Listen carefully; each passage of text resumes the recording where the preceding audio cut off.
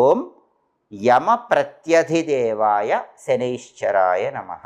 ఈ మంత్రం 11 సార్లు చదువుకుని వెళితే శని త్రయోదశి సందర్భంగా 12 రాశుల వారికి శని భగవానుడి అనుగ్రహం కలుగుతుంది. పనులన్నీ సులభంగా పూర్తవుతాయి. వృత్తిపరంగా కూడా అద్భుత విజయాలు అందిపుచ్చుకోవచ్చు. అలాగే శనివారం కాబట్టి ఉదయం 6 నుంచి 7 మధ్యలో, మధ్యాహ్నం 1 నుంచి 2 మధ్యలో, రాత్రి 8 నుంచి 9 మధ్యలో శనిహోర ఉంటుంది.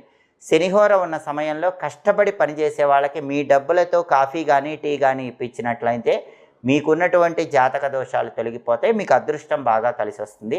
అలాగే శనిహోర ఉన్న సమయంలో ఇనుము, స్టీలు సామాన్లు, మినుములు, ఇటుక, కలప, యంత్ర పరికరాలు వీటికి సంబంధించిన వ్యాపారాలు ప్రారంభించుకోవచ్చు. పాత ఇనుము వ్యాపారం ప్రారంభించడానికి కూడా శనిహోర మంచిది.